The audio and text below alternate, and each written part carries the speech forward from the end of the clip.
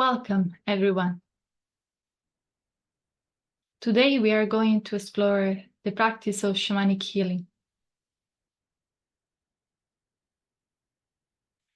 Shamanic healing is a very ancient practice that helps us to awaken the wisdom of our soul.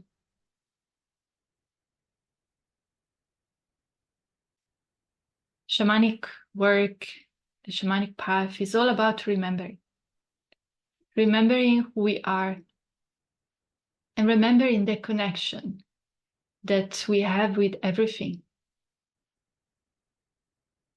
Everything is spirit. Everything is alive. And everything has a voice.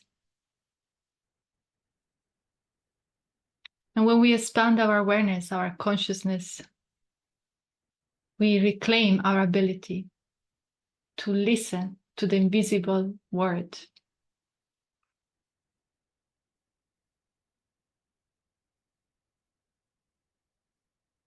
Shamanic healing offers many different practices and techniques within its tradition. We will explore some together today. We will explore the practice of extraction, soul retrieval, power retrieval, and past life work, and house clearing as well.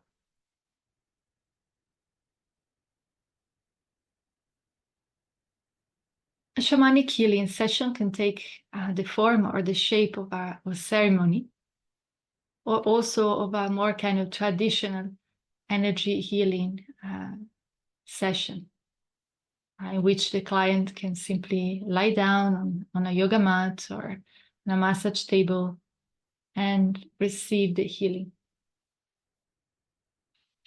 Every session is completely guided and supported by our guides, our healing team, and truly they do the work. And everything happens in a sacred space. So when we start working, we normally open up a sacred space, and my way of doing that is by calling the 7 directions. The 7 directions of the medicine wheel. And simply, to keep it very simple, the 7 directions are, in a way, symbols of nature, of the different energies in nature, of the elements in nature.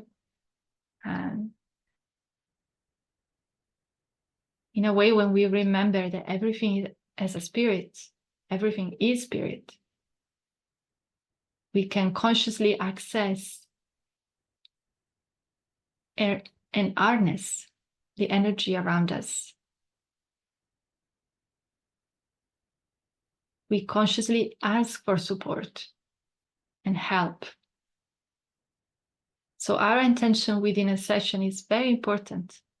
And both the intention of the practitioner to create a safe space, sacred space, to call in the energies, and also the intention of the client to receive.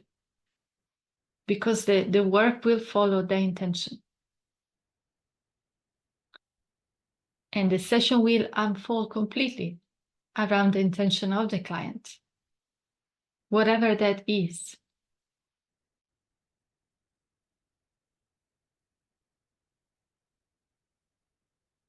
So normally I tend to open the space first. And by doing the prayer, by calling in the direction already, some guidance come through. And the energies start to flow straight away.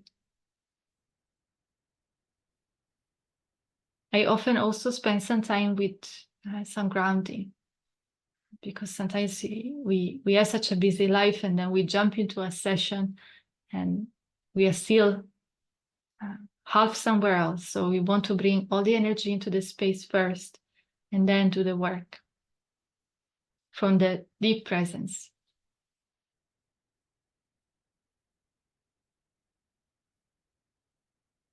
And after the opening prayer, the work can fully begin. We can work with different tools in shamanic healing. And in my case, I work a lot with sound. So I use the drum a lot, the rattles, bells, chimes, and I use the voice as well. And the voice is a very powerful tool that we all have. And I often feel that the energy comes through the voice. And my soul also comes through the voice, or the guides come through in this way. We know the importance of sound and the power of sound in changing vibrations and frequency. We know how the sound has an impact on our physical body or on our mental body, energetic body. And sometimes it can be very, very effective in shifting very heavy energy quite quickly.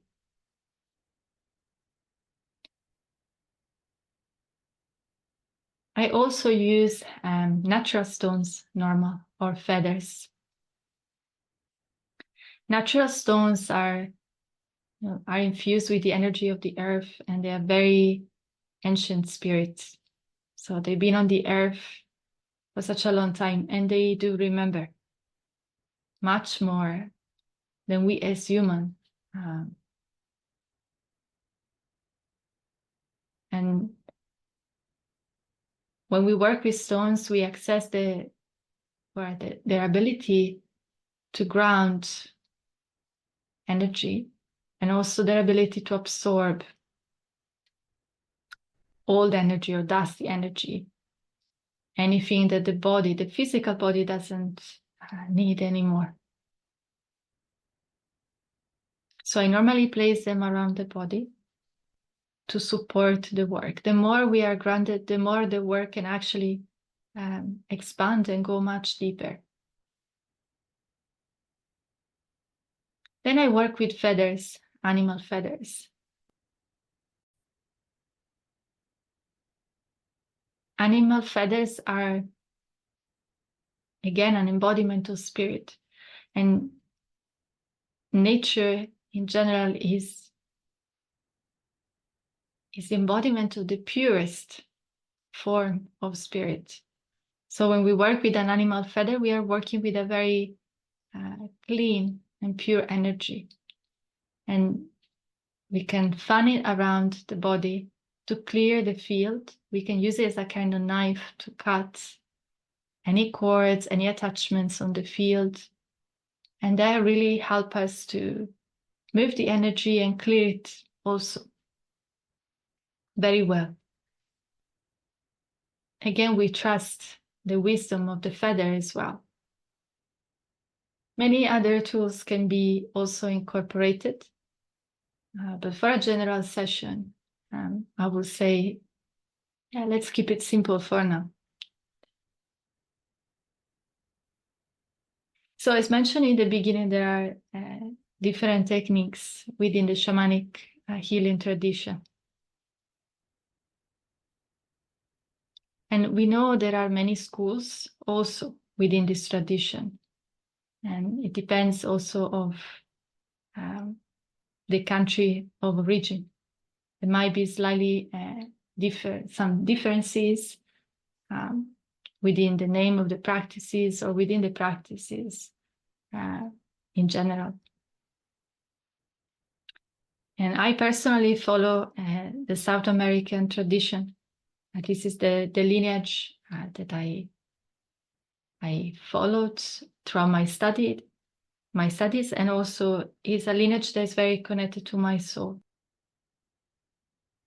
So now we want to explore all these different techniques, just to give you a better sense or idea of what this work can offer. So we mentioned the practice of extraction, which is a very, very powerful practice in which we extract any intrusive energy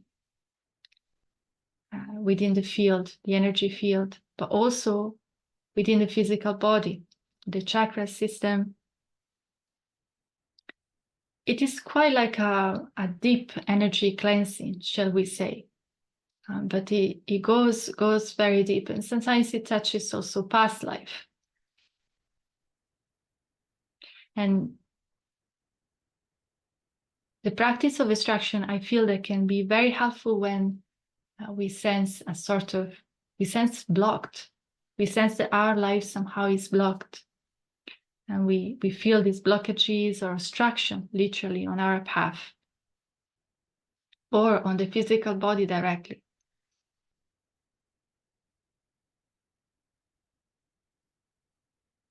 So when we extract this intrusive energy, this heavy energy, well, our spirit can enter the body more.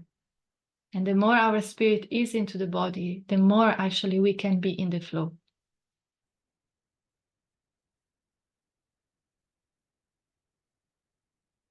Within the practice of extraction, of course, we can touch many layers. We can remove energy parasites, energies that belong to other people, energies that we have received from other people that are maybe not so supportive for our path.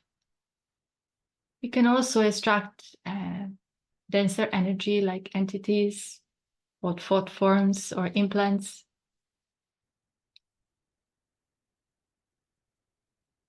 But basically, to keep it very simple, we extract all that doesn't belong to us, all that we are ready to release and let go.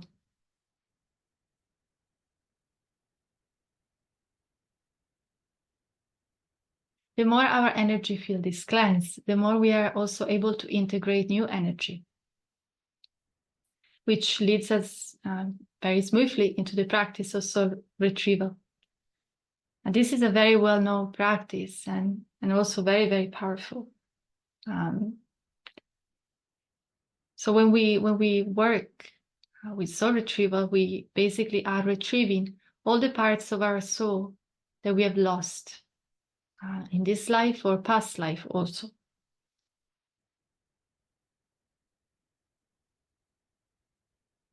When we work shamanically, we expand our awareness.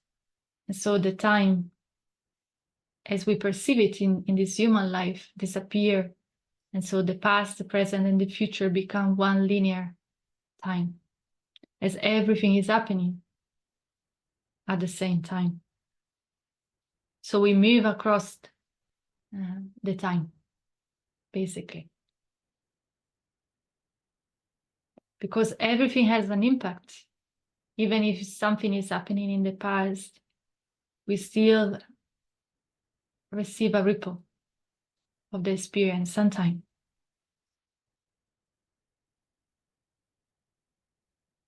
And sometimes we lose parts of our soul, little fragments of our soul due to trauma or shocks. Other times we might lose part of our soul because we don't want to let go of someone. We don't want to let go of a situation, a very happy time. That also can happen.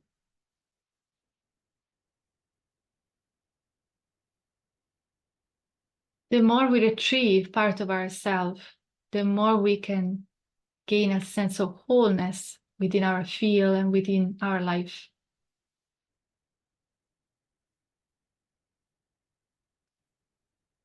We might sense the call to soul retrieval if something is missing in our life.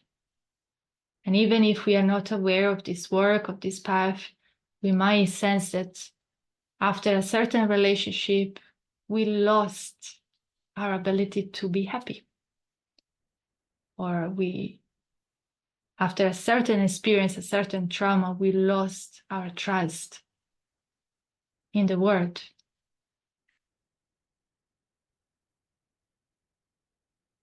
Or we might just sense that something is missing inside.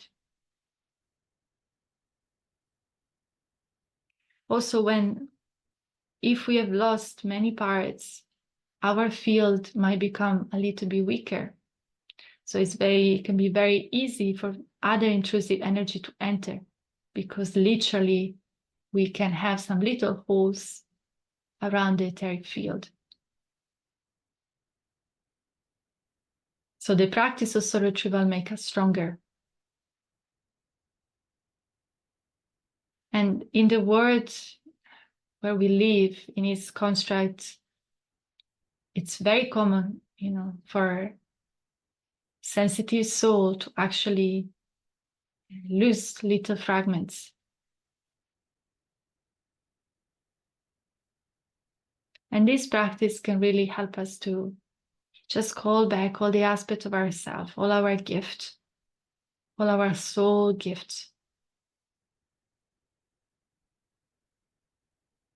Also, if we think about past life,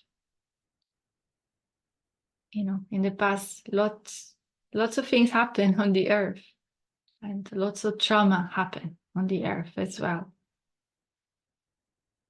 So it can be, it's quite common that some little parts have left, and they leave because they find the experience overwhelming. That's why this happened.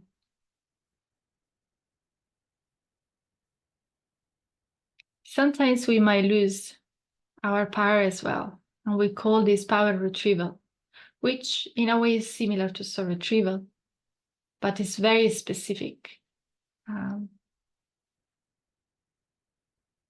And our power again can be lost in this life, in childhood, or also in past life. Very, very common in past life.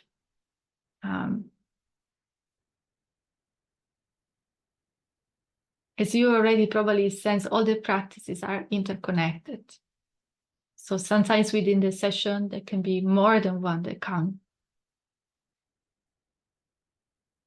It depends. It all depends on the intention, and also of the ability of the person to integrate the work, and how the energy perceive the work and guide the work. Always we tap into the highest good. So it's the highest good that is guiding this work, and we just trust that.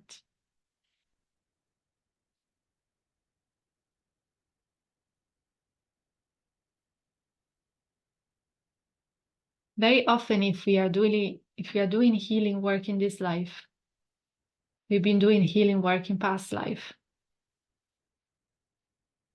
and we are all very aware, of the different scenarios the healer had to face in the past, with witchcraft and hunting and persecution, wounds. Sometimes these traumas, during these traumas, we lose part of our power to create, our power to heal, our power to see. And so with the practice of power retrieval, we go back in time and bring this power back into the present time. Again, because everything happens at the same time. When we open up our perspective. And so everything has a ripple between what we call the past, the present, the future.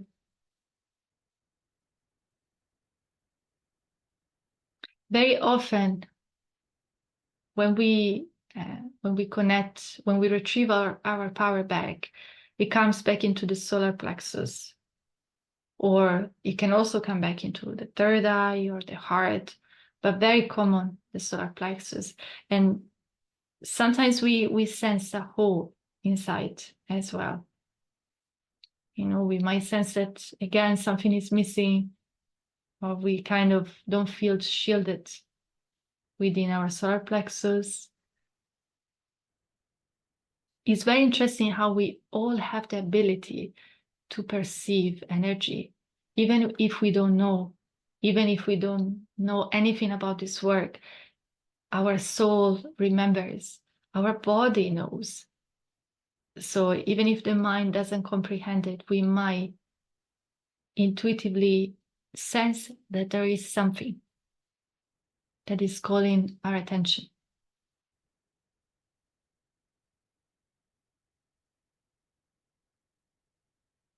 We briefly mentioned the work in past life with this sample of persecution.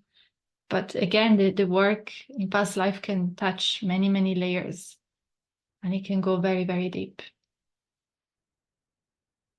We change a past life to change the present life. Sometimes the root cause of something that we experience in this present life is in a past life. So we journey into the past to find that root cause and change it, transform it, release it, heal it. So then again, the ripple comes into the present, and things can align in the present because of the changes that we create in the past.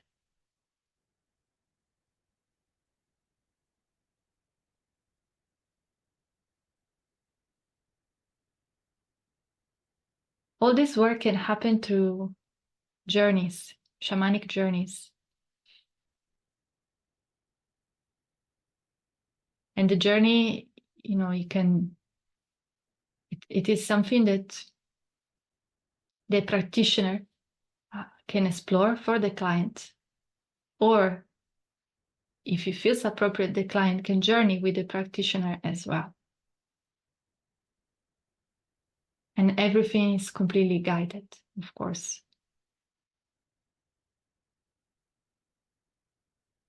I didn't mention in the beginning, but perhaps it's also something interesting to explore within shamanic healing is ancestral healing.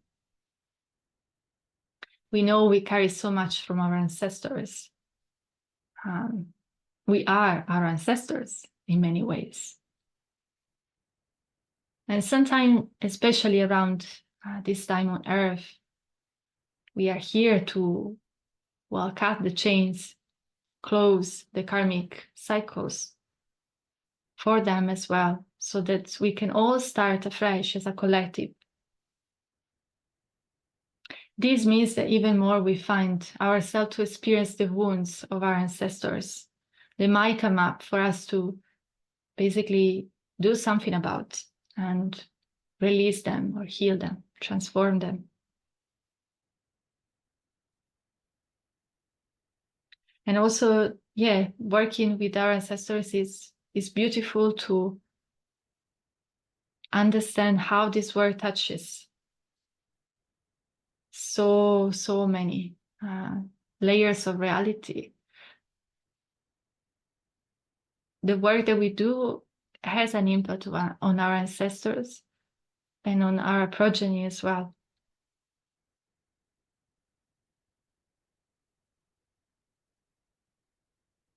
Again, this work can happen through a shamanic journey or through a ceremony as well, very beautifully.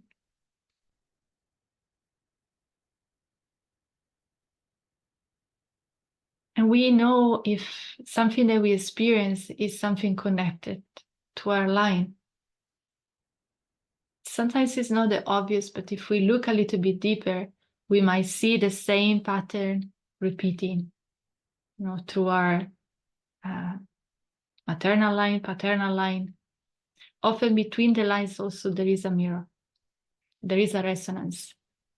So sometimes the same issue appears in both lines, and just with different colors, different shapes.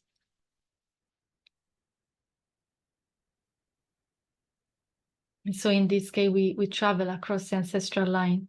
Sometimes we speak with an ancestor to understand more about the situation and offer the healing that is required.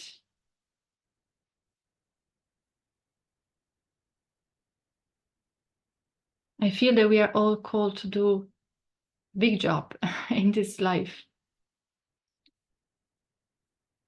because the work that we are doing is not just for ourselves.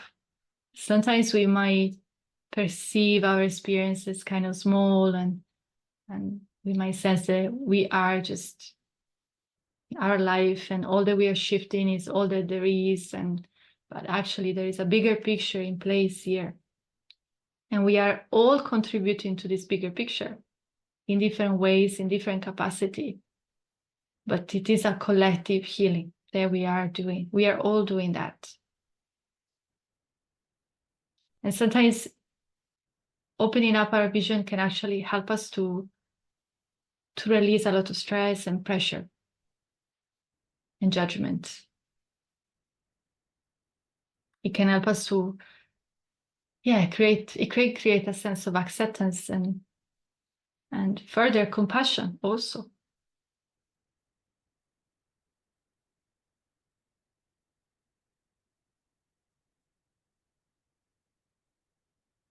I also mentioned the practice of house clearing. And I feel it can be interesting to just touch on this practice briefly as well.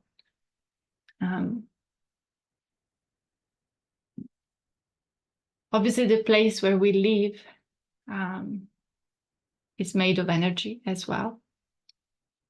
And there are some energies that are beautiful and uplifting, and some energy that are not so uplifting.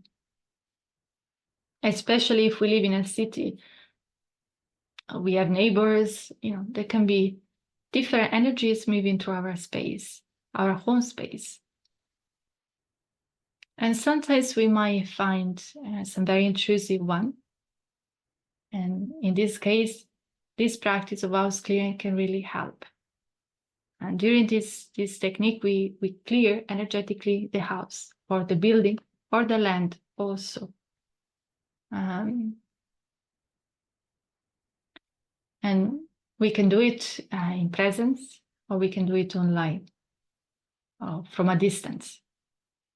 Everything, all the practices that I mentioned can be performed from a distance, because energetically there is no difference really. We are constantly connected.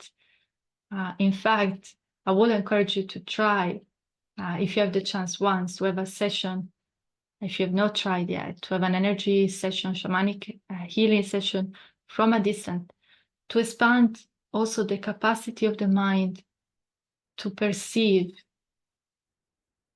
the oneness that there is. Sometimes the mind has to witness and experience that, and then it can anchor more this belief.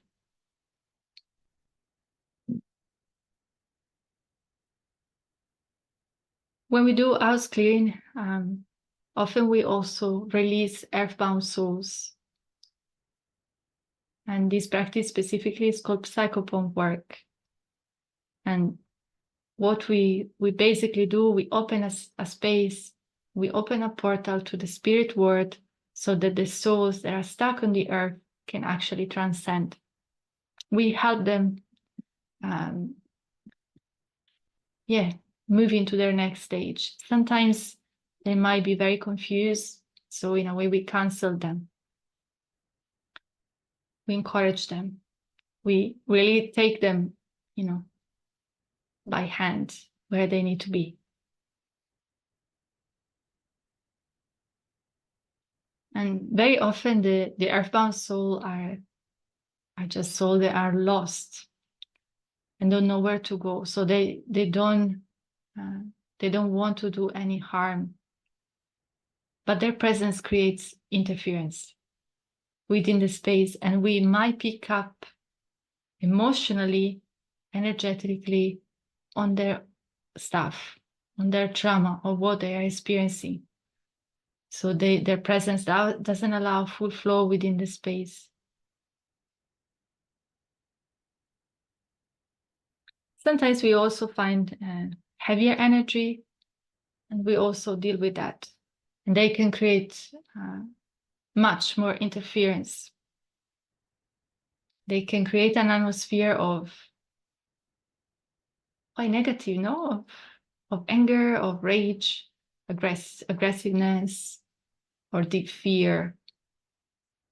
We all have the ability to sense energy. If we enter a space, a room where something happened, some trauma happened, we will feel it.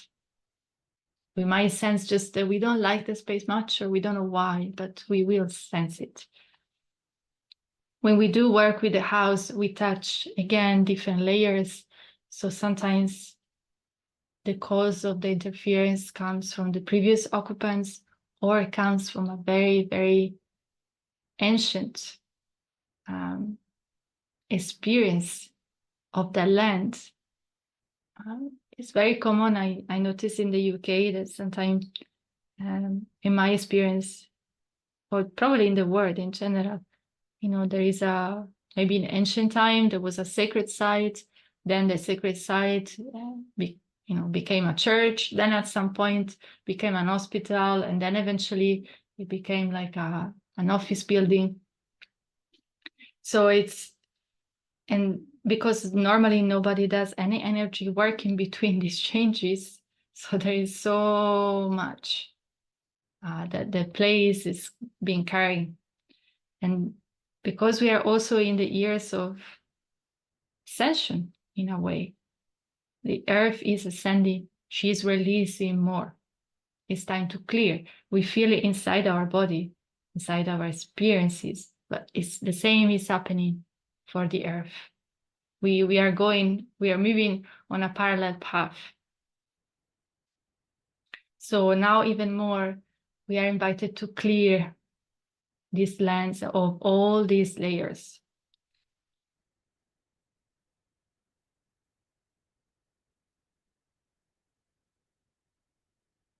We work also with geopathic stress and, ley lines. Sometimes there are houses that are built on ley lines, or even in a house. That was my experience and my personal experience, and I know how tricky it can be when your bedroom was maybe 30 years ago was a bathroom. And of course there is still water going on underneath. And that doesn't work. Energetically, if we are sensitive, it really doesn't work. So we enter the space and we do a readjustment of the energy.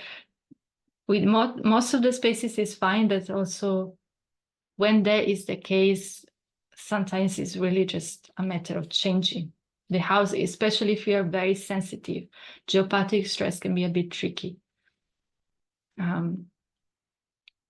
But most of the work can really have a huge impact on the house, on the people living in the house, and the building and the land especially. And also, when we talk about the land, what comes obviously is a very, very simple example. Like when there are lands where there is being a battle, like battlefields. Imagine how many souls perhaps are still stuck, and how much trauma the land has absorbed. So we also do that work to clear. We are in a big cycle of clearing, I feel, on all levels.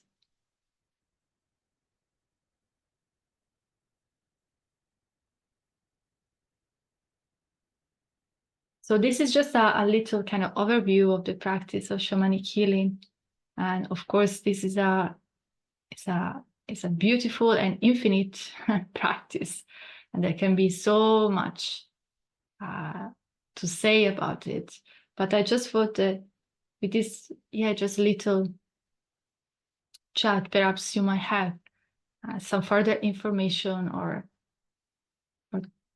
this practice might feel more accessible to you.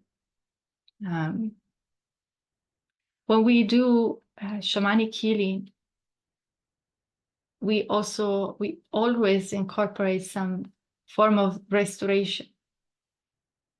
So we clear the energy, allow integration for the energy to happen, but also we restore it. So that can take also, it can look like a sort of hands-on healing as well. Every practitioner works in a different way, slightly different way.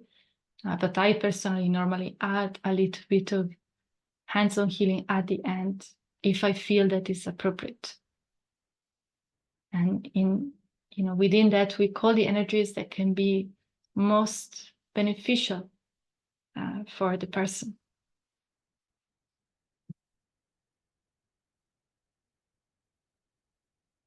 And then, of course, we connect again with some grounding, and before we enter, we come back into the physical world.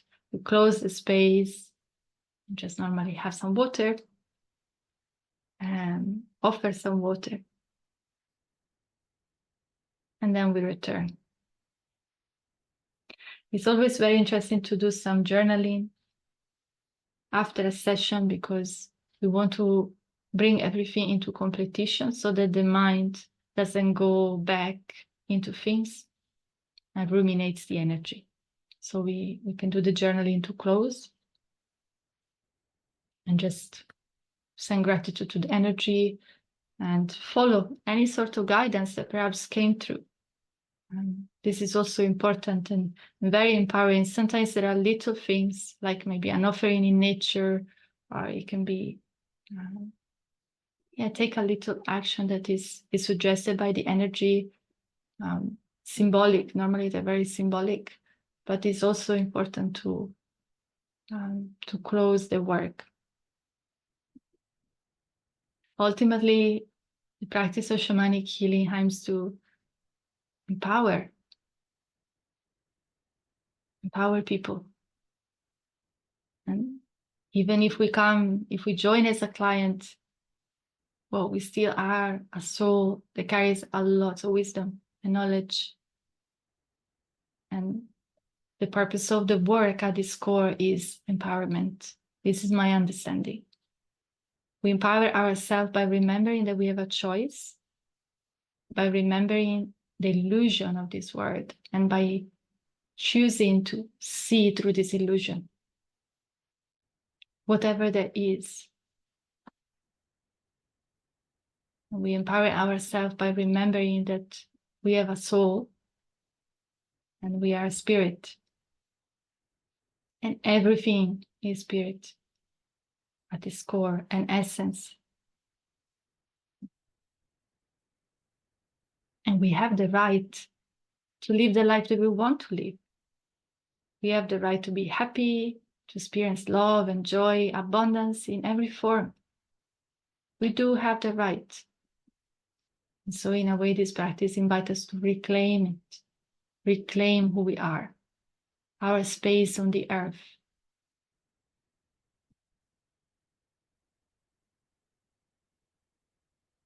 And of course, more information are probably, you can find them on the website or on the blog. And if you have any specific question, please feel free to get in touch. I also offer cacao ceremony connected to shamanic healing and intuitive arts and shamanic healing. So if you also have any question about that, please feel free to get in touch.